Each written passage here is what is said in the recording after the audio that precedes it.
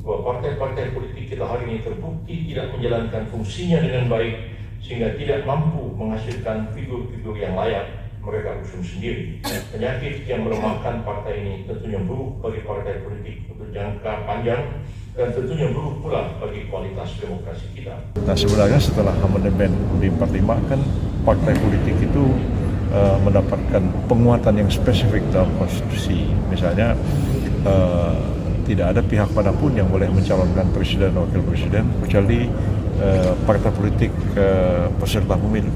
Nah, itu kan sesuatu yang luar biasa. Orang tidak bisa mencalonkan diri jadi presiden. Nggak ada itu orang-orang, kecuali partai politik peserta pemilu lah yang berhak mencalonkan pasangan calon presiden. Begitu kan pasal 22 itu tentang pemilu mengatakan bahwa pemilu diadakan 5 tahun sekali. Pemilu itu untuk memilih anggota DPR, DPRD, DPD, presiden, wakil presiden. Lalu dikatakan peserta pemilihan umum DPR dan DPRD adalah partai politik. Peserta pemilihan anggota DPD adalah perseorangan calon anggota DPD. Kalau saya menangkap pasal itu, peserta pemilu DPR, DPRD itu memang partai, ya, bukan orang perorangan. Perorangan ada tempatnya sendiri di DPD. Sidang berikutnya adalah kita akan mengajukan ahli, menurut saya ahli 2 dari ahli hukum dan ada ahli politik untuk menjawab bagaimana persoalan-persoalan dari sistem pemilu, sistem tertutup ini. Jadi ini harus kita kaji dari sistem tertib hukum di Indonesia. Yang kedua adalah mengenai solusi politik, karena ini adalah masalah politik di bangsa kita. Menurut saya aneka macam masalah ini bisa diselesaikan dengan adanya sistem yang lebih baik untuk negara kita.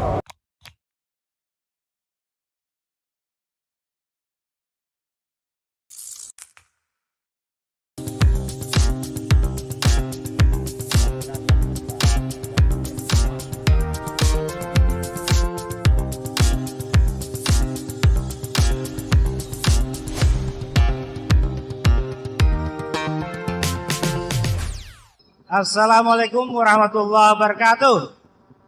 Waalaikumsalam warahmatullahi wabarakatuh. Selamat datang kawan-kawan dan para pemirsa semua yang ikut dan bergabung dalam talkshow Quo-Vadis Sistem Proporsional Terbuka dan Tertutup. Malam ini kita akan membicarakan terkait opini Quo-Vadis antara proporsional terbuka dan tertutup, di mana Swasem IT dan Politik Consulting bersama kami akan menggelar diskusi terkait dengan persoalan bangsa. Bersama kita sudah ada Bapak Oscar Fitriano. Ini adalah seorang akademisi dan pemerhati politik dari Swasem IT dan Politik Consulting. Sebelum ke Bang Fitriano Oscar, barangkali kita juga ada teman-teman di luar sana bergabung bersama kita, yaitu Pak Yudi Sifrawira sebagai CEO Rekapitung dan Swasem. Sebagai keynote speaker kepada Bang Yudi, saya persilahkan untuk menyampaikan beberapa hal yang barangkali patut diketahui oleh kita semua. Silakan Pak Yudi. Baik, terima kasih Bang Imam. Bismillahirrahmanirrahim. Assalamualaikum warahmatullahi wabarakatuh. Bapak Ibu. Jadi pada malam hari ini kita menyelenggarakan live di YouTube, di Google Meet, itu membahas tentang sistem pemilu terbuka dan tertutup. Jadi seperti kita ketahui bahwa dalam bulan-bulan terakhir ini negara Indonesia sedang disibukkan oleh kontroversinya sistem proporsional terbuka dan sistem proporsional tertutup, di mana sudah kita ketahui bersama bahwa ada sekitar 8 partai politik yang menolak sistem pemilu tertutup, dan kemudian ada PDI Perjuangan yang menghendaki sistem pemilu tertutup. Nah, sudah sama-sama kita ketahui bahwa di aliran media massa bahwa ada kecenderungan bahwa sepertinya Mahkamah Konstitusi akan memutuskan sistem pemilu di negara ini menjadi proporsional tertutup. Ini juga tentu saja menjadi suatu keputusan yang mungkin bisa diterima oleh banyak pihak, mengingat pro dan kontranya ada 8 partai politik, kemudian dengan 1 partai politik yang mendukung. Jadi sepertinya sistem proporsional terbuka dan tertutup ini akan mempengaruhi jalannya pemilu 2024 yang sudah tinggal beberapa saat lagi. Nah, jadi hari ini kita semua akan membahas dengan narasumber utama Bapak Oscar Fitriano dengan penggugat sistem pemilu proporsional tertutup, yaitu Bapak Sururudin itu. Terima kasih Bapak dan Ibu atas kehadirannya untuk membahas sistem ini, sistem pemilu kuasa. Baik, terima kasih Pak Sudi. Para pemirsa dan semua yang hadir pada kesempatan malam ini, bersama kita sudah hadir Bapak Oscar, atau saya nyebutnya Bung atau Bapak? Oh iya, Bang Oscar ini adalah pemerhati politik dari Suara Semesta IT dan Politik Consulting, dan beliau juga seorang akademisi yang punya opini terkait quo vadis proporsional terbuka dan proporsional tertutup. Kita semua akan terlibat dalam perbincangan ini nantinya, tapi sebelumnya barangkali Bang Oscar, kita perlu tahu apa pandangan Bang Oscar terkait dengan proporsional terbuka dan tertutup, mana belakangan ini kita diramaikan oleh sebuah judicial review terhadap Mahkamah Konstitusi terkait dengan proporsional terbuka dan tertutup. Nah, terkait persoalan ini bagaimana pendapat Bung Oscar? Baik, terima kasih. Assalamualaikum warahmatullahi wabarakatuh. Selamat malam, salam sejahtera untuk kita semua. Selamat datang kami ucapkan kepada Pak Yudi yang tadi sudah memberikan keynote speech, dan juga kepada narasumber Pak Surudin yang juga sudah hadir bersama-sama kita. Ada beberapa hal yang ingin saya sampaikan. Saya sampaikan dulu latar belakang bahwa pada tanggal 14 Februari 2024 kita sama-sama tahu. Kalau selama ini kita tahunya 14 Februari kira-kira hari apa? Hari kasih sayang ya.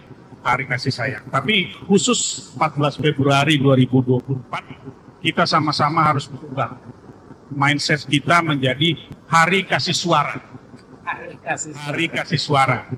Yaitu di tahun depan 14 Februari tersebut kita akan menjalankan sebuah sistem pemilu serentak yang terbesar di dunia. Kenapa saya sebut terbesar? Karena memang kalau di India ya sistemnya itu pakai dengan sistem elektronik, tapi dia berpindah-pindah antar negara bagian. Jadi pemilih itu memilih di alat elektronik itu, tapi dia pindah-pindah. Jadi dia tidak serentak. Alatnya berpindah-pindah. Kalau di Amerika, maka bisa dipilih melalui kantor pos, tetapi juga waktunya nggak 1 hari, diberi waktu. Tidak serentak Seperti Indonesia. Artinya kita akan mengalami proses pemilu yang satu-satunya di dunia yang belum pernah ada. Nah, jadi mungkin kalau maupun diberikan rekor ya diberikan rekor gitu ya. Nah, yang berikutnya ingin saya katakan, apapun sistem pemilu yang kita gunakan ya di Indonesia ataupun di berbagai negara, sistem pemilu ini harus baik. Sistem pemilu ini ya kalau kita lihat asas-asasnya adalah langsung, bebas rahasia, dan jujur dan adil. Kenapa? Karena sistem pemilu yang baik kemudian akan melahirkan pemimpin-pemimpin yang baik, dan kemudian akan menghasilkan kebijakan dan keputusan yang baik juga bagi rakyat.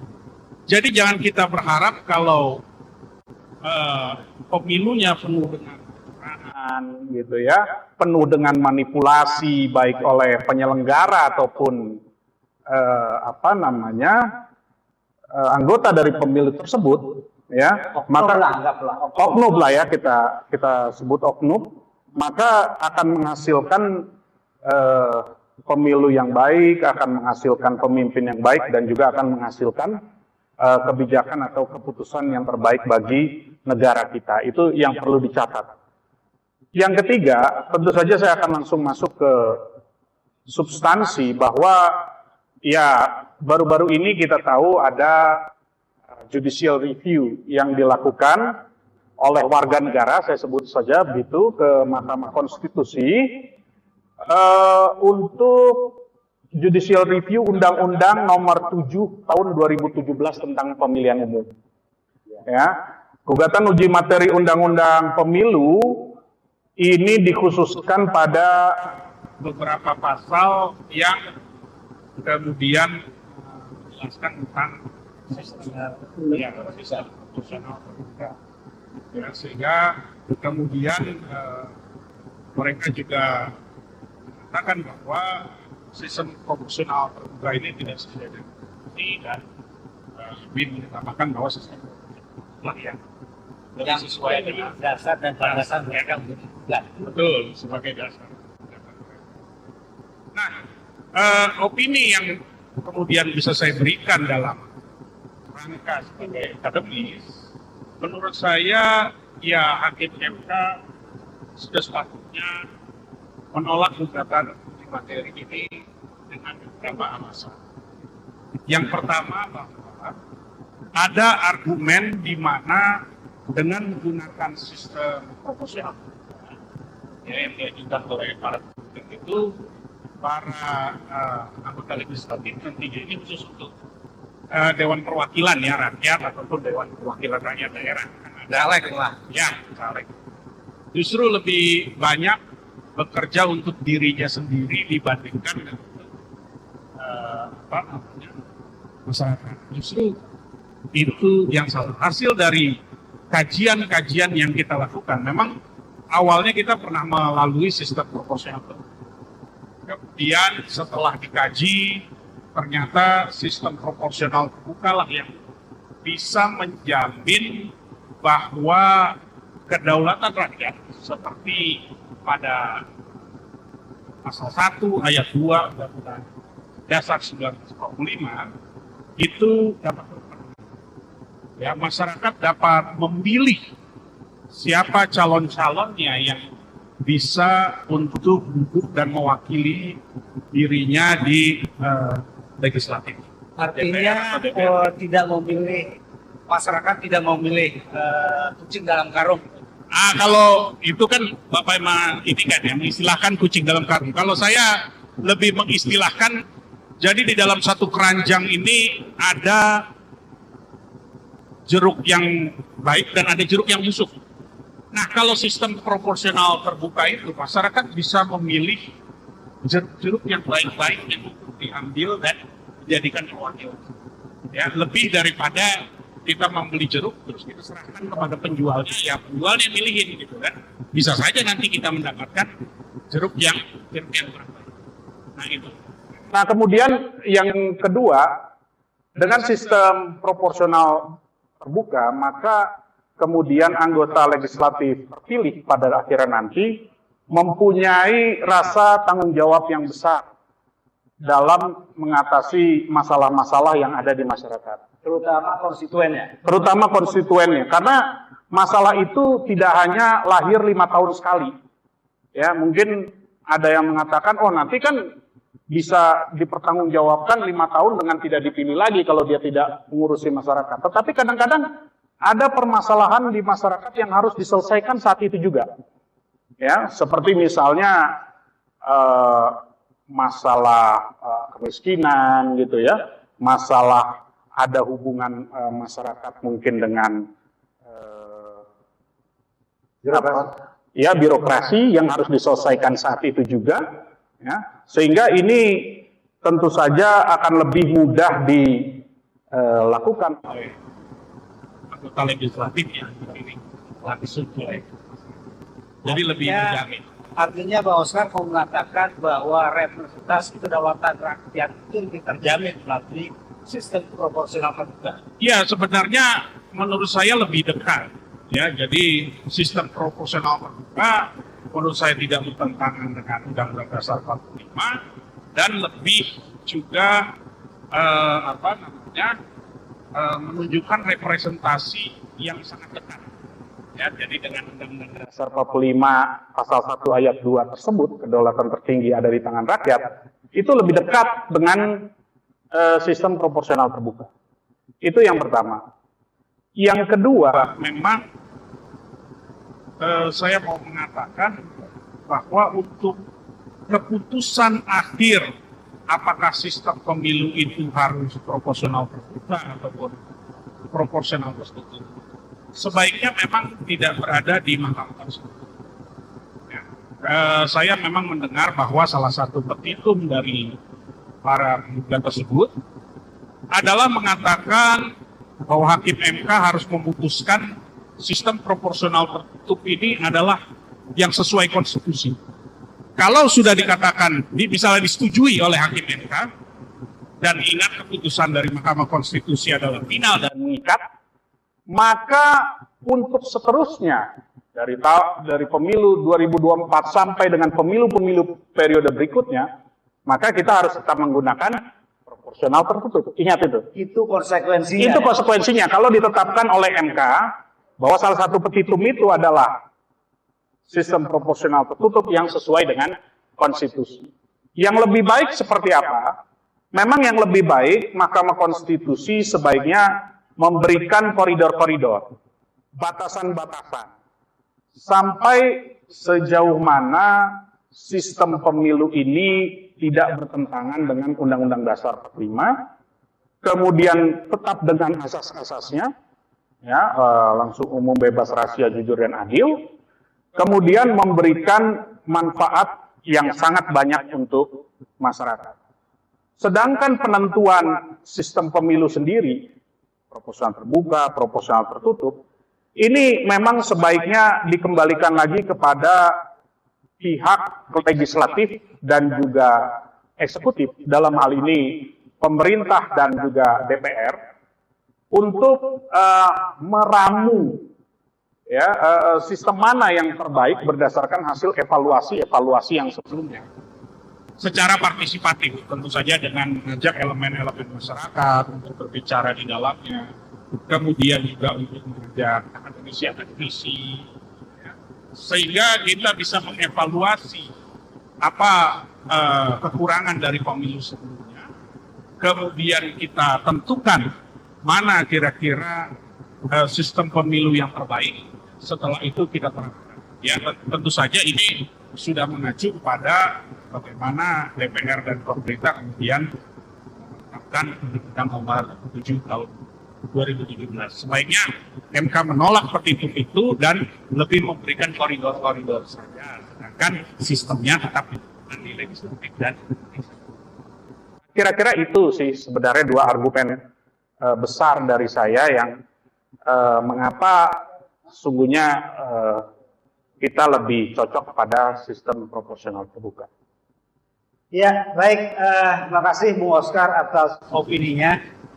Bersama kita tentu ada teman-teman yang akan mewakili penggugat, yaitu Bapak Surudin yang hari ini juga bersama-sama kita mewakili opini dengan proporsional tertutup. Pak Surudin, apakah sudah siap untuk menyampaikan opininya, Pak? Halo, Pak Surudin. Silakan Pak Surudin. Ada banyak juga kawan-kawan dan rekan-rekan serta pemirsa yang bergabung dalam talkshow ini. Kita harap juga akan diberikan waktu 30 menit untuk menyampaikan opini terkait dengan dua hal, opsi proporsional tertutup atau terbuka. Pada Pak Surudin kami persilakan untuk bergabung, Pak. Silakan untuk menyampaikan opininya. Atau ada rekan-rekan yang lain yang barangkali, oh sudah. Selamat malam Pak Surudin.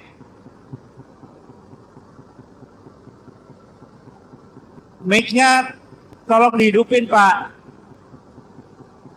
Oh iya Pak. Baik Pak. Ya, baik Pak. Pak Surudin, selamat bergabung dengan talkshow Quo-Vadis proporsional tertutup dan terbuka.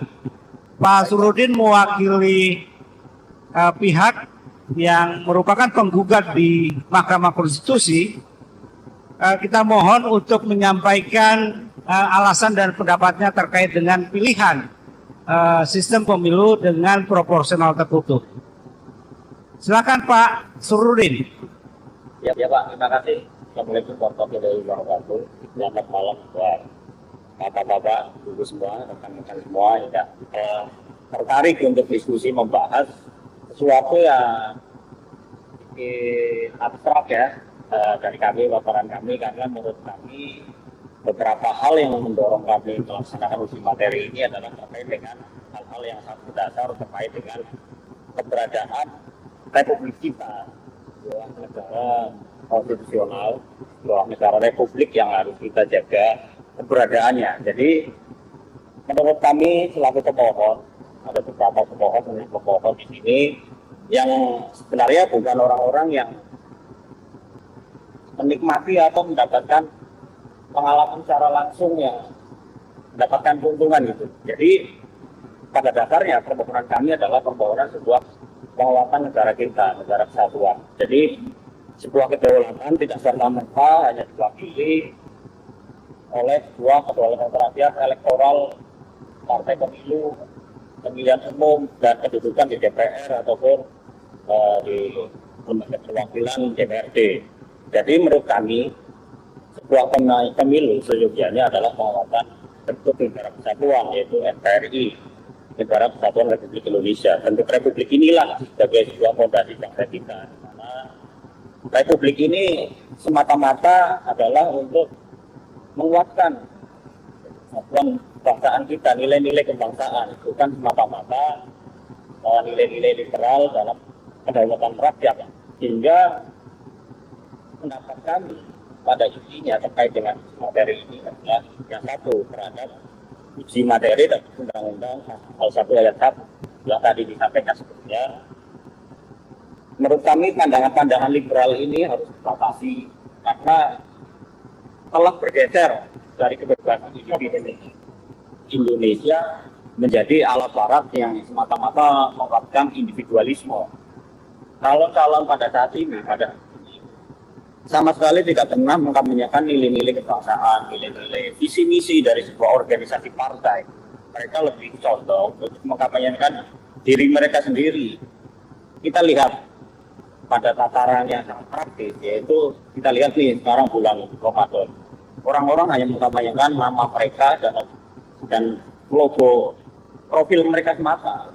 Sama sekali tidak ada calon anggota DPR yang mengkampanyekan negara kita sendiri. Negara-negara bentuk negara kita, bagaimana kita pemilu itu sebagai sarana integrasi bangsa, sarana hanya memperkenalkan diri semata-mata kedaulatan rakyat yang disimplifikasi dalam proses pemilihan yang hanya berapa menit di dalam proses suara, semata-mata mewakili sebuah ide-ide kebangsaan, sehingga itu bergeser menjadi transaksi-transaksi di ruang terbuka, tidak saja tertutup tapi sudah sangat terbuka.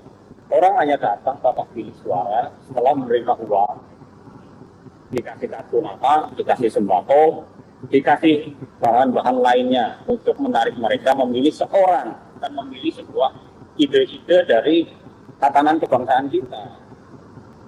Jadi orang ini tidak lagi melihat sebuah ide-ide bangunan republik. Apakah orang yang dipilih itu menguatkan negara kita? Apakah orang-orang itu telah menjadi fondasi atau corong-corong dari pembangunan kita 5 tahun ke depan itu sama sekali sudah terdistorsi oleh sebuah asas-asas liberal yang sama sekali tidak sesuai dengan asas negara kita Pancasila.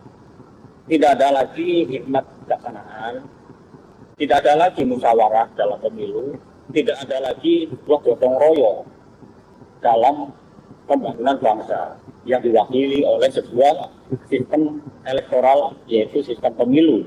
Jadi orang memilih semata-mata hanya memilih orang, tidak memilih sebuah ataupun partai politik juga saat ini tidak mengkampanyekan ide apa sih 5 tahun ke depan dari partai ini ke depan, sama sekali nihil dari perdebatan publik. Kita lihat hari ini orang-orang hanya sibuk untuk menjunjung orang. Ini kan lama-lama ini negara ini tidak lagi memiliki fondasi yang kokoh, yaitu fondasi ideologi kebangsaan. Orang sekarang mengkampanyekan diri, memperkenalkan diri di aneka macam bentuk. Tapi di sisi lain, pembangunan bangsa terasa stagnan. Tidak ada lagi orang yang mengkritisi kemiskinan, tidak ada lagi orang yang mengkritisi apakah arah negara ini akan bisa bertahan sesuai dengan nilai-nilai Pancasila, nilai-nilai ideologi bangsa, nilai-nilai kerakyatan, nilai-nilai sosialis gotong royong, nilai-nilai yang sebenarnya itu adalah fondasi negara kita. Oleh karena itu, hal-hal demikianlah yang mendorong kami mengajukan uji materi ini. Karena di pasal yang kami uji ada pasal 168 ayat 2, pasal 342 ayat 2, pasal 353 ayat 1, huruf B, pasal 386 ayat 2, huruf B, pasal 420 C dan B, pasal 422, dan pasal 424 ayat 2, pasal 426 ayat 3, Undang-Undang tentang Kementerian Hukum. Pasal-pasal inilah yang menggeser pemilu kita menjadi pemilu model liberal. Terasa orang tidak lagi peduli pada visi misi organisasi partai politik. Orang tidak peduli lagi pada sesuatu yang sifatnya esoteris atau sifatnya mungkin ideologis. Orang hanya mau memilih seseorang karena orang itu ada bentuk, rupa, dan nomor urut. Jadi tidak ada lagi orang yang mengapakan. Kita mengkritisi apakah negara kita 5 tahun terakhir itu berjalan sesuai dengan kerangkanya. Tidak ada lagi yang mengkritisi hal seperti itu. Politik terasa kosong. Jadi koalisi-koalisi yang sekarang kita laksanakan atau kita ikuti di media massa itu hanya koalisi-koalisi pragmatis, hanya untuk sekedar mempertahankan kekuasaan. Tidak ada lagi bangunan-bangunan. Sebuah penawaran dari partai politik, apalagi orang saja sekarang yang ikut pemilu sangat sekali tidak pernah mengkampanyekan program mereka karena mereka tidak ada pikirannya. Jadi tidak ada pendidikan politik bagi warga negara, bagi kita calon pemilih, pendidikan politik bagi orang-orang yang ikut pemilu, dan bagi orang-orang peserta pemilu sama sekali tidak mendidik rakyat secara politis. Jadi mereka hanya dididik seolah-olah kedaulatan rakyat telah puncak dari konstitusi. Ini padahal itu salah. Konstitusi kedaulatan rakyat itu kan dilaksanakan sesudah Undang-Undang Dasar. Ini pasal 1 ayat 2 Dasar Negara 45. Jadi bentuk-bentuk negara kita ini haruslah disokong oleh sebuah kedaulatan yang sesuai dengan Undang-Undang Dasar, bukan seolah-olah kedaulatan rakyat puncak dari keberadaan negara Kesatuan Republik Indonesia. Kalau begitu, lama-lama Indonesia bisa terpecah belah karena orang-orang ini tidak lagi menjunjung tinggi nilai-nilai kebangsaan kita secara umum. Karena apa? Misalkan proses pencalonan anggota DPR itu adalah perwakilan dari partai politik. Maksudnya adalah partai politiklah yang mendidik mereka, mengkader mereka, menjunjung mereka dalam sebuah proses yang terstruktur, rapi, mempersiapkan mereka untuk duduk dalam Dewan Perwakilan Rakyat. Tujuannya adalah orang-orang yang duduk itu adalah mewakili dari elemen-elemen kepentingan bangsa, bukan dari elemen-elemen keterpilihan semata, di mana akhirnya ujung-ujungnya yang terpilih adalah para pengusaha, orang yang punya duit, dan orang-orang yang sangat menjadikannya asas popularitas. Tidak lagi orang bicara mengenai asas-asas kebangsaan, visi-visi ideologi partai, kritik-kritik pembangunan bangsa gitu.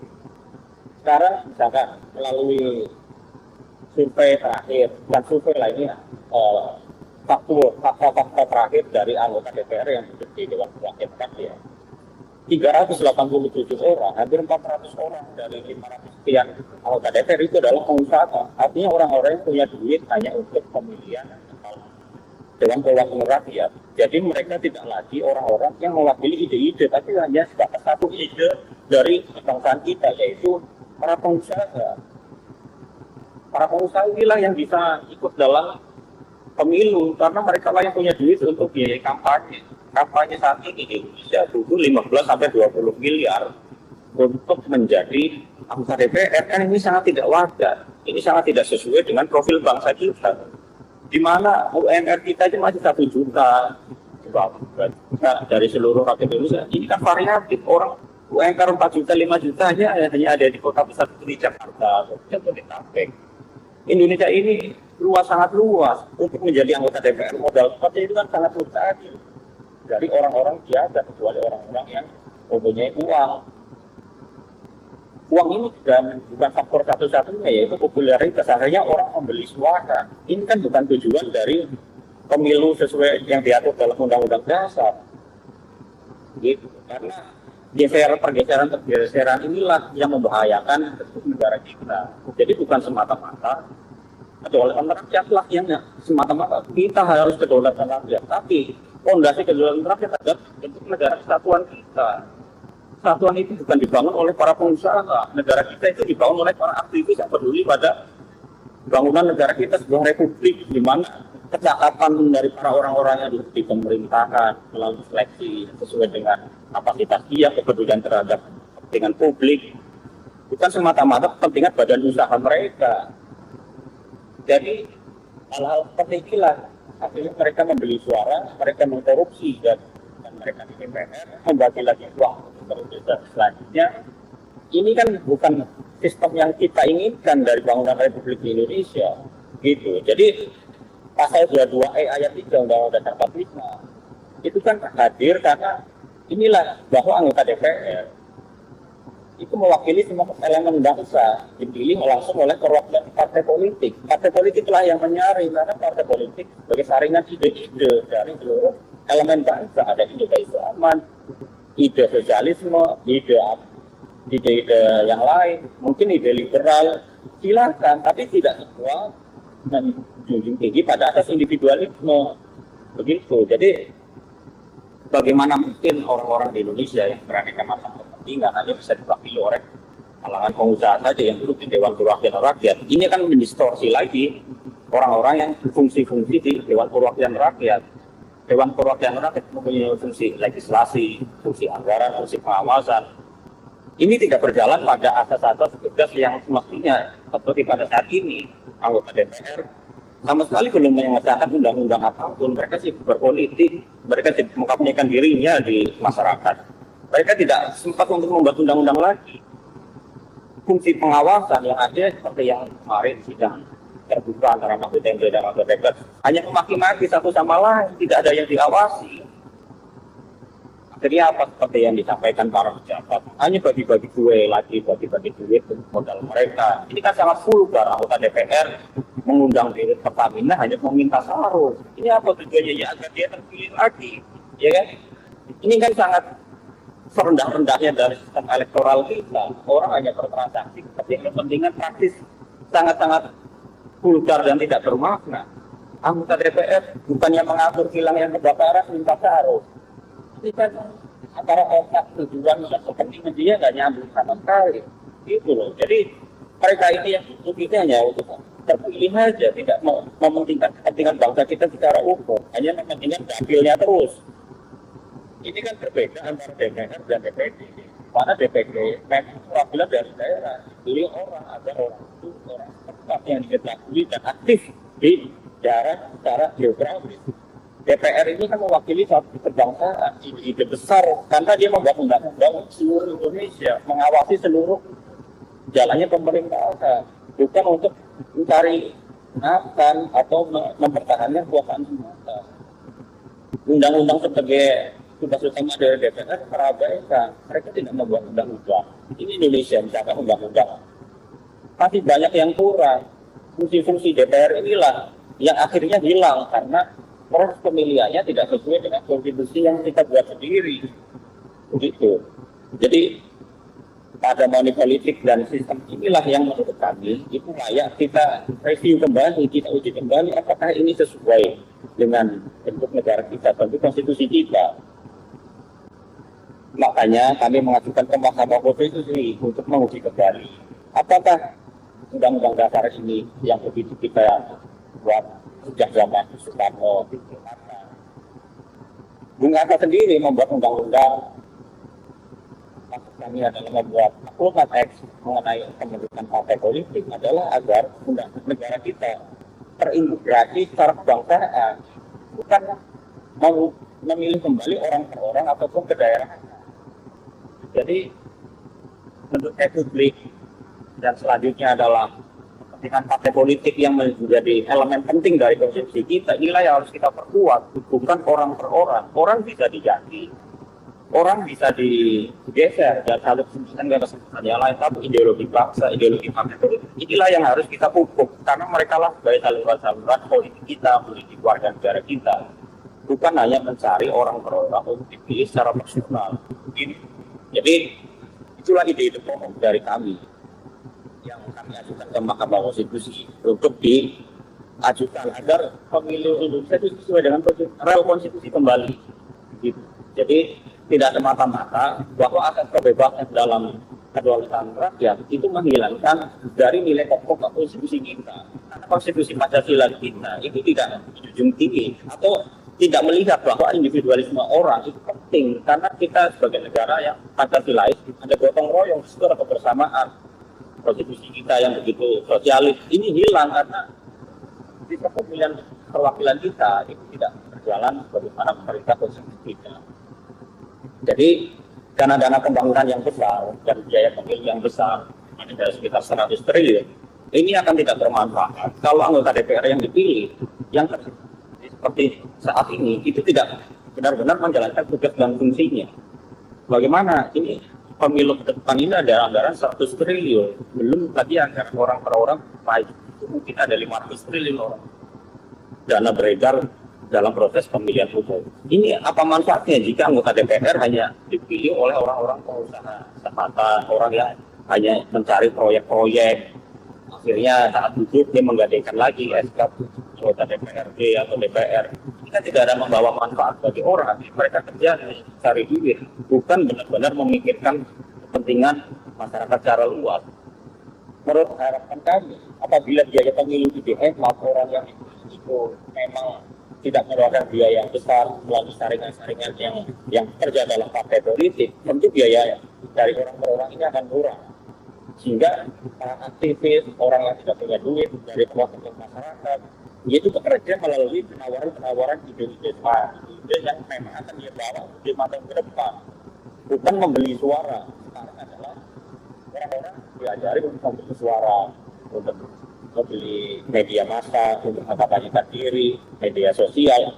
Ini kan tidak membawa manfaat yang jangka panjang untuk bangsa Indonesia, hanya untuk jangka pendek semua.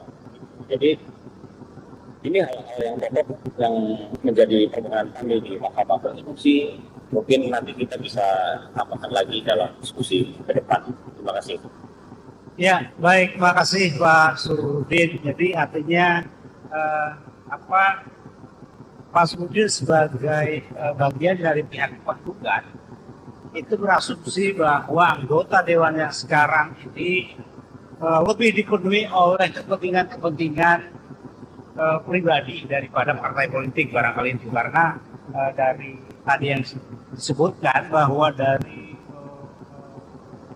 besaran jumlah anggota dewan sebagian besarnya adalah para pengusaha, seperti itu ya.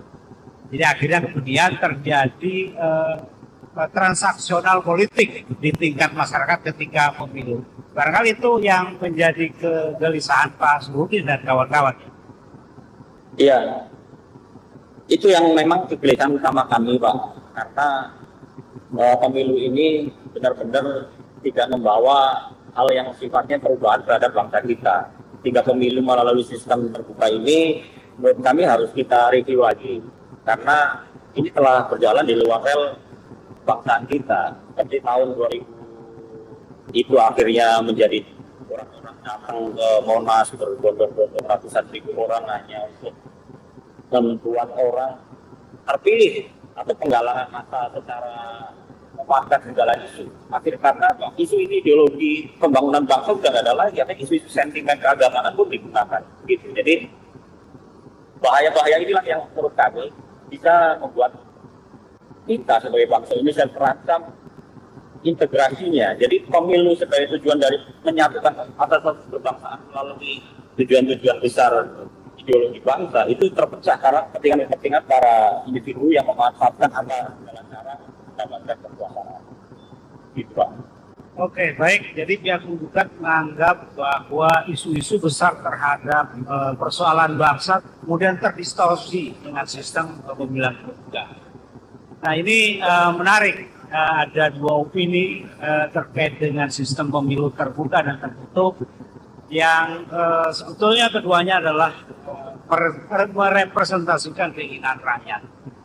Dan pihak dari penggugat dengan opini proporsional tertutup menganggap bahwa sistem ini lebih kemudian menjadi transaksional di masyarakat yang tidak merepresentasikan nilai-nilai kita, barangkali seperti itu. Bang Oscar, terhadap apa yang disampaikan Pak Surudin, bagaimana Bang Oscar menanggapi persoalan-persoalan yang tadi disampaikan? Silakan, Bang. Baik, terima kasih.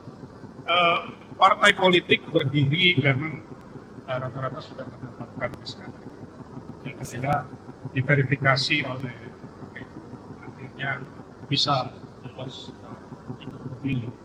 Dan ketika melakukan rekrutmen terhadap para calon legislatif, seharusnya memang partai politik harus merekrut orang-orang yang terbaik.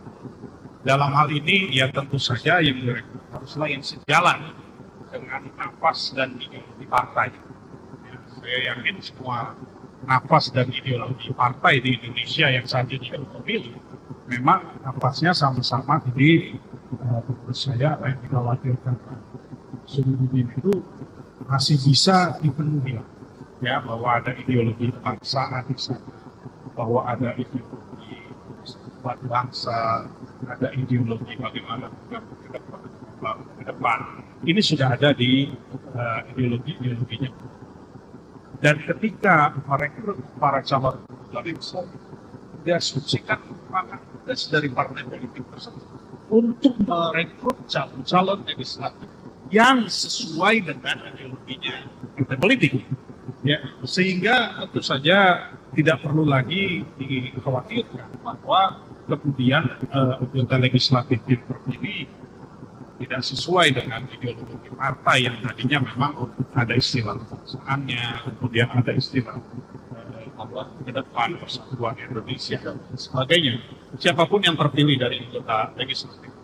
Toh sekarang juga kita lihat di beberapa waktu lalu sudah jelas ya bahwa apabila ya waktu itu sih Menteri Polhukam ingin mengesahkan salah satu undang-undang ya tentang perampasan aset, dan kita tahu anggota DPR berkata seperti apa. Anggota DPR berkata bahwa untuk menggolkan undang-undang itu lebih baik langsung ke ketua umum partai.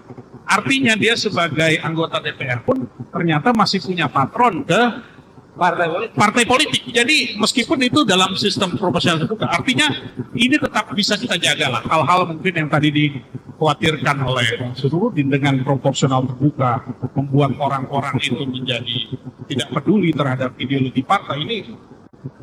Terus terang di era saat ini masih bisa kita jaga bahwa anggota DPR yang ada di saat ini ternyata masih punya juga patron partai politiknya. Kalau yang dikatakan waktu itu di televisi adalah dia tergantung ketua umum kami. Nah, karena partai politik mungkin kan punya hak recall juga kan, karena mungkin yang iya memang ada beberapa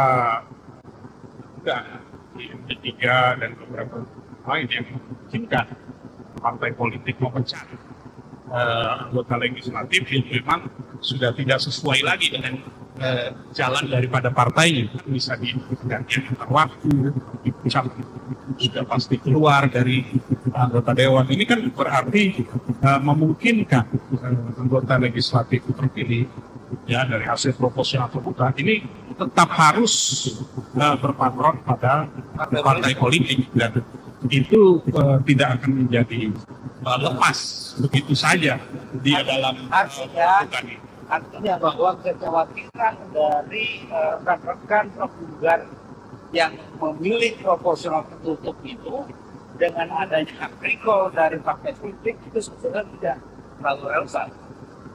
Iya, dan tentu saja partai politik kan ada sistem pengkaderan. Setelah jadi anggota legislatif, saya pikir sistem pengkaderan dari partai politik itu tidak akan lepas. Dan tentu saja anggota legislatif akan terus diberikan masukan-masukan ideologi-ideologi partai yang tadi tentu saja berkaitan dengan pembangunan bangsa, wawasan kebangsaan, persatuan Indonesia, dan lain-lain sebagainya. Dan ini tidak lepas karena memang setiap tahun yang pasti ada partai politik anggota legislatif. Tidak hanya di fraksinya, biasanya ada rapat kerja partai politik gitu kan. Ini kan selalu akan menggariskan arah-arah partai ke depannya, dan setelah itu akan diimplementasikan melalui kebijakan peraturan perundang-undangan yang ada di DPR. Jadi saya pikir tetap bahwa anggota legislatif yang terpilih dari proporsional terbuka ini tetap akan berpatron pada partai politik dan ideologi-ideologi terpilih. Ya, menarik terkait dengan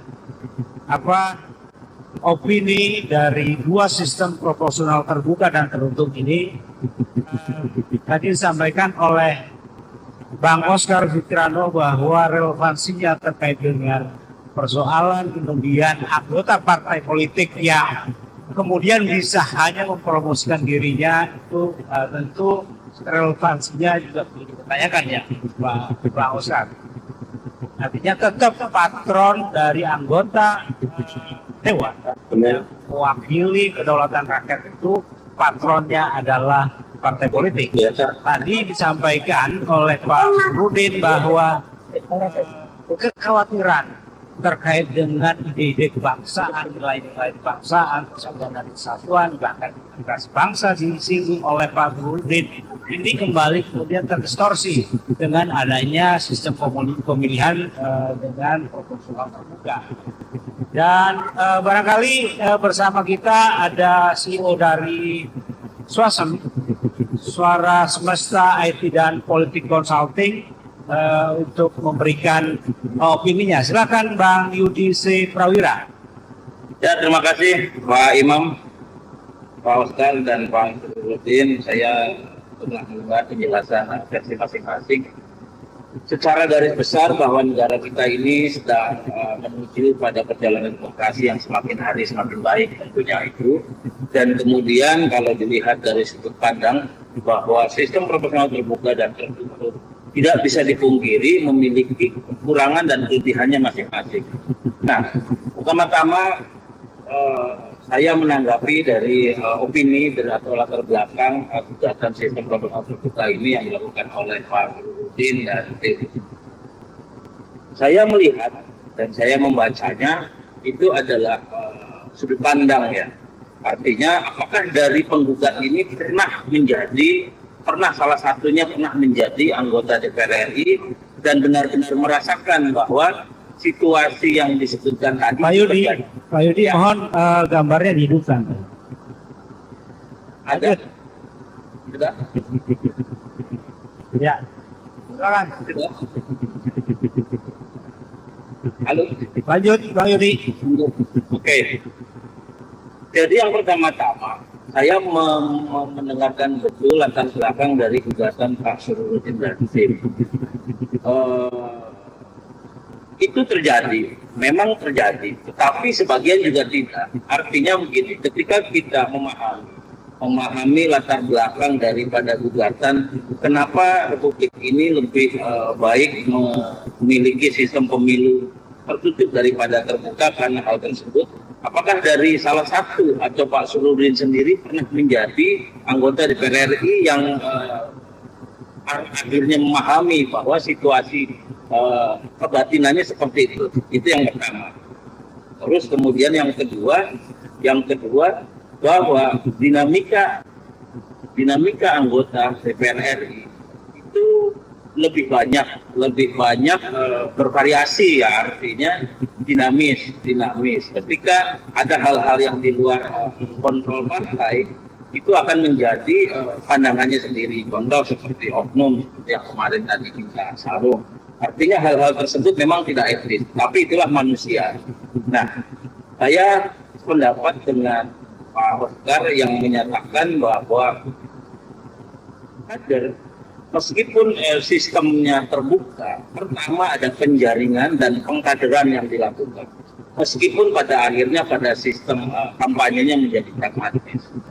Kita harus membedakan yang pertama, bahwa partai ini, siapapun partainya, sudah pasti menghendaki kandidatnya atau kader-kadernya memiliki ideologi partai. Karena tidak mungkin partai politik akan menerima kandidat yang ideologinya tidak sejalan dengan partai tersebut.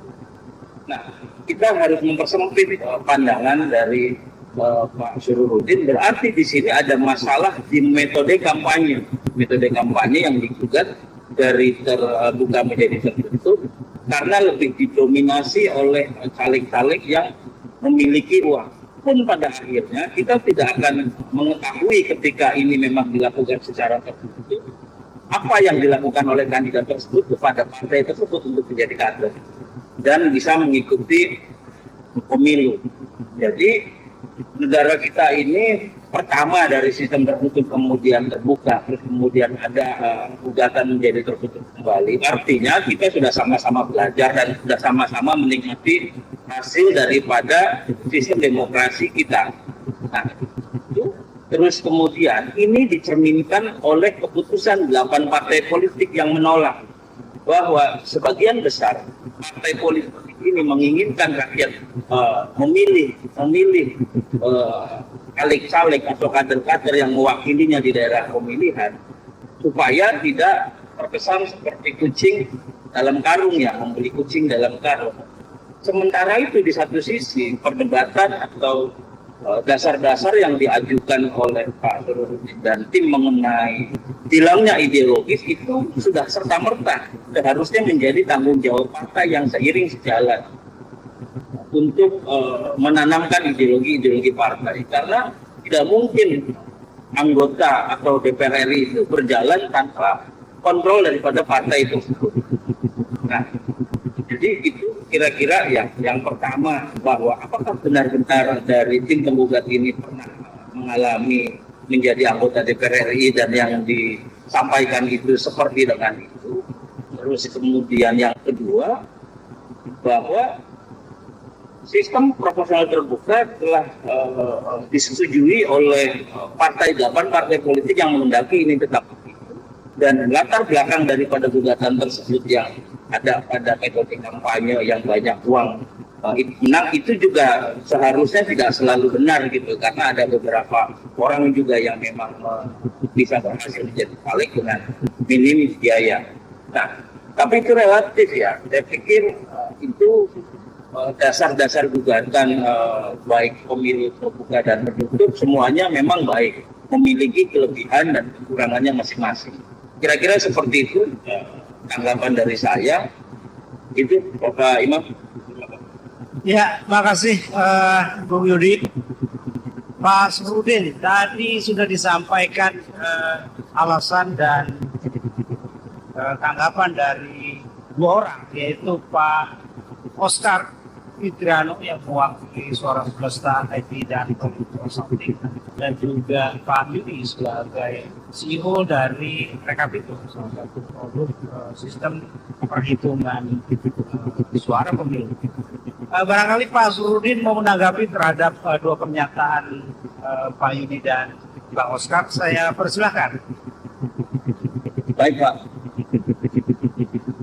Jadi kita sampaikan dan tadi terima kasih Pak Oscar dan Pak Yudi pendapatnya terhadap apa yang kami sampaikan. Pertama, saya sendiri sebagai pemohon pernah maju juga sebagai calon anggota DPR RI saat itu 2014. saya yang tidak punya latar belakang sama pengusaha atau keluarga yang punya jabatan pendidikan di pemerintah atau pejabat publik, ya nggak mendapatkan apa-apa, berjuang misalkan. Dan bagi apa yang kita bisa buat, kita nggak bisa umur masih berbuat, kita hanya pengen karena ada pemilu kita nggak menjadi apa-apa. Semuanya ujung-ujungnya dulu. Pagi hari kita pas hari H pencoblosan, saya hadir di situ, Jawa Timur. Orang itu mau dibagi ke siapa lagi duit? Orang beli suara. Orang-orang yang di DPR RI itu, balihonya segede rumah. Kita pun kaget, orang beli mobil, kampanye, semuanya. Mereka, saya tanya saat itu, apa sih yang disampaikan orang-orang terkenal itu yang di DPR? Tidak ada. Yang ada hanya apa? Beli mobil, ajak sejarah Wali Songo, pagi hari kasih uang 100.000, 150.000, bahkan orang-orang itu kita dapat pagi hari 3 amplop, 4 amplop. Itu sama sekali kita yang hanya nonton pagi hari, kita nggak punya duit. Kita hanya berdasarkan pada kita ini memperjuangkan, kita berjalan. Jadi hal-hal seperti ini saat mereka duduk di DPR, yang ada, yang kita tahu sendiri apa yang dikerjakan mereka. Fungsi legislasi yang kita buat apa? Tahun lalu kita menguji undang-undang Perpu COVID. Itu semuanya undang-undang usulan dari pemerintah, dari Jokowi sendiri. DPR hanya sebagai sampel saja, ya kan? Undang-undang RUU yang udah masuk badan legislasi ada 35 undang-undang yang disahkan belum ada itu tahun ini. Jadi ini masalah yang sangat besar bagi bangsa kita kalau DPR ini dibiarkan begitu terus lamanya. Kalau kita tidak ada kontrol terhadap sistem penyaringan, jadi orang-orang yang di DPR kita memang belum pernah hidup dari jawab dari namanya Pak Yudi. Tapi kita lihat hasil kerja mereka sehari-hari. Secara umum, fungsi utamanya kan lembaga legislatif. Mereka calon legislatif membuat undang-undang, pengawasan. Ini kan ada kejaksaan, ada kepolisian, ada inspektur jenderal, itu pengawasan. Setiap pemerintahan ada pengawasan, DPR mengawasi hanya mereka undang-undang, debat, ribut. Itu interpretasi atau pengawasan dari pemerintah apa? Hak angket mereka nggak pernah gunakan. Mereka Jokowi interpelasi itu hak mereka. Kalau misalkan mereka bekerja di bidang pengawasan, ya pertanyakan kerja-kerja pemerintah terhadap mereka setuju semua. Setelah itu fungsi anggaran, anggaran dari DPR yang ada mereka bagi-bagi anggaran, bisa berkesempatan main proyek. Ini kan banyak dari DPRD dan DPR. Banyak sekali orang yang ditangkap oleh KPK. Mereka nggak ada masalah sih bagi-bagi anggaran. Fungsi pengawasan sama sekali lagi tidak bisa kita harapkan.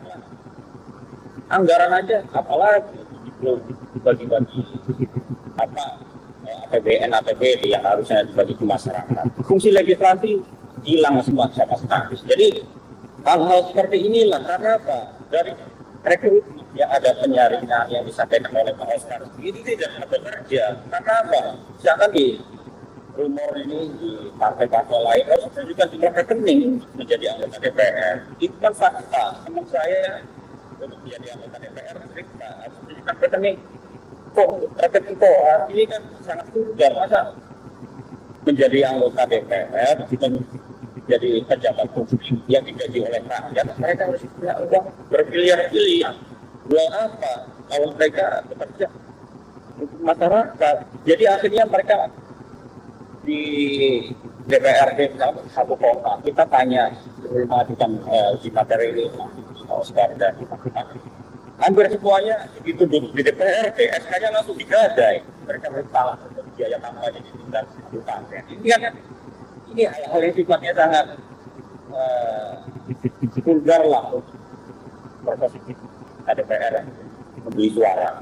Jadi mereka membeli suara dan mereka mengambil uang dari dana yang seharusnya buat masyarakat. Jadi inilah yang akhirnya pembangunan bagi kita sama sekali hilang dari tujuan utamanya. Selanjutnya, ideologi-ideologi wacana publik terkait dengan pembangunan 5 tahun ke depan dari yang seharusnya mulai ditawarkan pada tahun ini kan sama sekali hilang dari hiruk pikuk proses-proses untuk penjaringan calon presiden ataupun calon anggota DPR. Jadi kontrol terhadap para pembangunan bangsa, misalkan apakah pemerintahan Jokowi misalnya tahun ini bisa dikontrol dengan wacana ulang atau apa kesalahan dia, kita harus diangkat ke partai-partai dari agar masyarakat tahu apakah benar utang piutang dari pemerintah Jokowi atau proses model pembangunannya dilaksanakan oleh pemerintah Jokowi apakah benar atau tidak. Ini kan hal-hal yang sifatnya harus dididik kepada masyarakat, disampaikan kepada publik.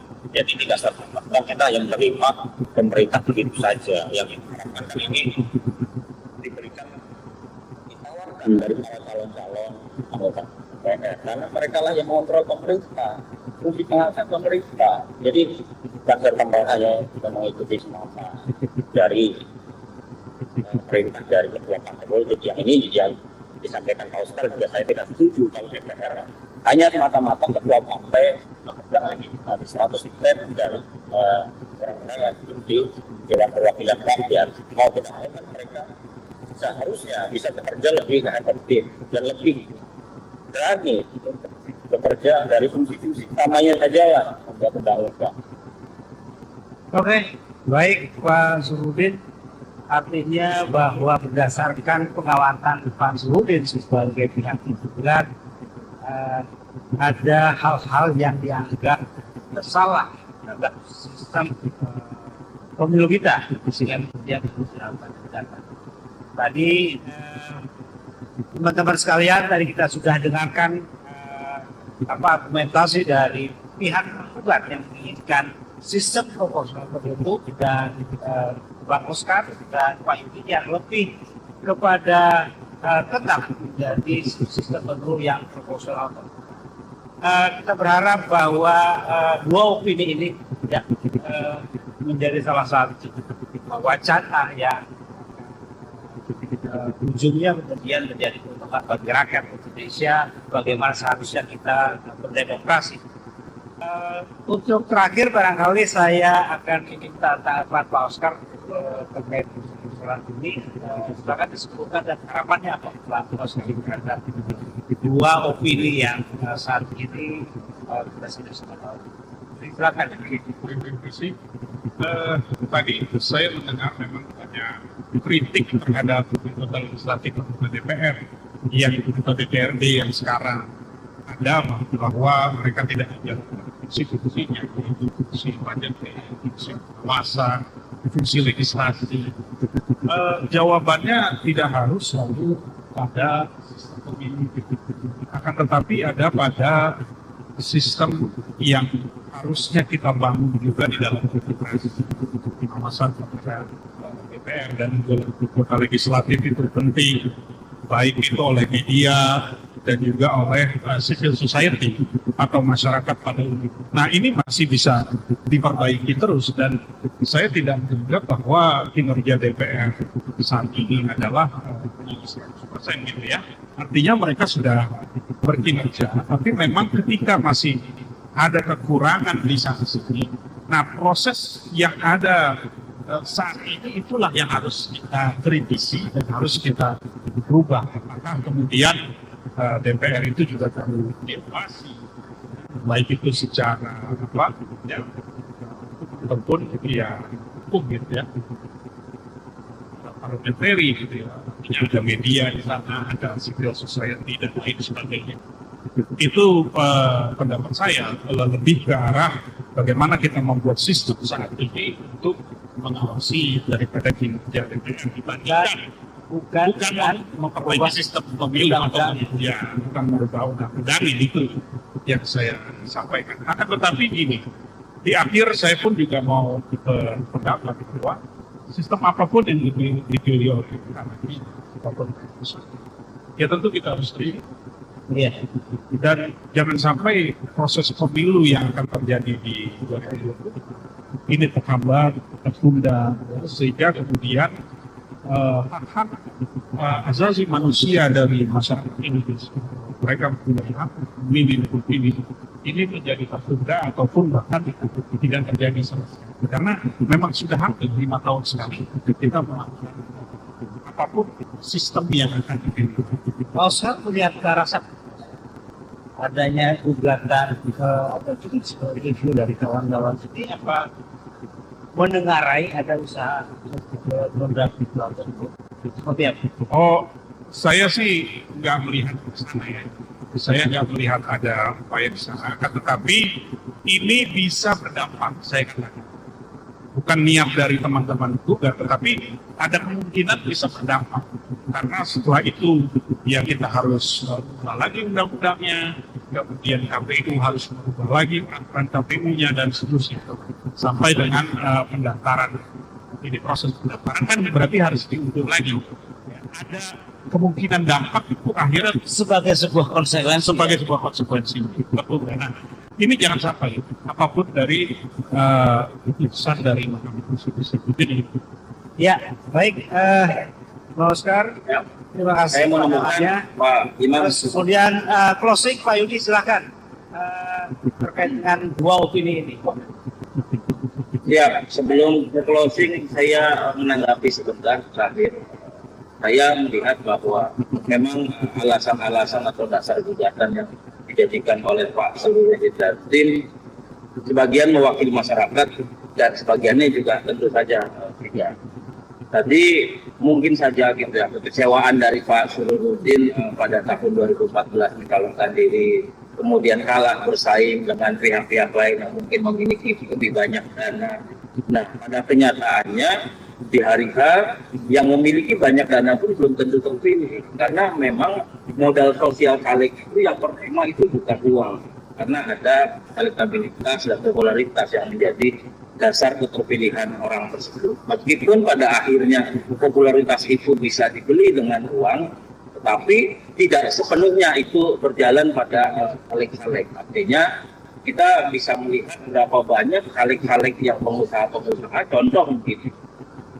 Jadi andai kata dalam satu partai ada 11 kandidat, pengusahanya ada 6, tetap terpilihnya paling 1 atau 2. Artinya ketika semua orang itu sama-sama memiliki uang, tingkat keterpilihan terakhir itu ada pada kembali kepada rakyat. Dan tentu saja ketika pemilihan ini kembali menjadi tertutup, kita pun tidak bisa menghilangkan potensi uang itu akan bermain. Ini hanya akan memindahkan masalah dari yang rakyat kemudian harus memiliki uang untuk menjadi kandidat biar bisa berkampanye, kemudian dipindahkan kepada sistem tertutup yang dimana rakyat juga tentu akan memperlihatkan isi rekeningnya kepada partai politik. Nah, artinya tentu saja ya sah-sah saja yang namanya dasar gugatan sah, yang menolak pun juga sah. Kedua belah pihak itu sama-sama berjuang untuk menyelamatkan negara kita, demokrasinya supaya benar. Tapi tidak seluruhnya yang disampaikan penggugat juga itu menjadi dasar-dasar kenyataan, dan juga mungkin sebaliknya setengahnya juga betul. Memang itu terjadi. Nah, jadi intinya saya memahami bahwa Pak Sururudin ini latar belakangnya pernah disalibkan diri di 2014, kemudian kalah bersaing dengan orang yang memiliki uang lebih banyak, dan pada kenyataannya orang-orang yang memiliki uang banyak pun belum tentu terpilih karena ada faktor popularitas dan siapa lu gitu kan ya istilahnya ketika kita memang bertarung gitu ya kan. Jadi sama pada akhirnya siapa lu itu gitu kan ya dalam konteks ini itu akan jadi juga di partai politik gitu ya ketika mengkader orang yang dikandidatkan menjadi 9 atau 11 orang, itu partai politik pasti akan melihat caleg-caleg yang memiliki modal sosial tinggi. Karena apa? Karena ketika pun tertutup, partai juga harus bersaing dengan partai lain. Jadi ini ada ilmu pasar di sini ya, yang dimana peranan uang itu cukup dominan, baik terbuka dan tertutup. Uang tetap akan menjadi masalah utama. Jadi saya pada akhirnya kita di swasta yang mengikuti mana nanti yang terbaik buat negara kita melalui keputusan Mahkamah Konstitusi, bahwa tidak sepenuhnya salah dan tidak sepenuhnya benar, tapi biarlah itu menjadi keputusan dari sidang Mahkamah Konstitusi, di mana kita sebagai salah satu organ daripada masyarakat Indonesia apabila nanti gugatan itu dikabulkan, ya kita juga tetap akan menjalankan. Apabila kita ditolak, gugatan juga kita tetap menjalankan. Pada intinya kita sebagai komponen bangsa sepakat bahwa kita dan Pak Syarifudin berada di pihak yang sama, yaitu menyelamatkan demokrasi Indonesia untuk menjadi yang lebih baik. Kira-kira itu dari saya. Baik, terima kasih Mas Yudi dan seluruh pemirsa sekalian dan peserta talkshow. Tadi disampaikan oleh narasumber Pak Syarifudin yang mewakili opini terkait dengan proporsional tertutup. Kemudian tadi juga ada narasumber Bang Oscar yang sudah menyampaikan pandangannya terkait dengan pilihan proporsional terbuka. Kepada Pak Syarifudin, Bang Oscar dan Bang Yudi serta kawan-kawan semua yang mengikuti acara talkshow ini, terima kasih. Saya sampaikan kita tutup. Assalamualaikum warahmatullahi wabarakatuh. Waalaikumsalam warahmatullahi wabarakatuh.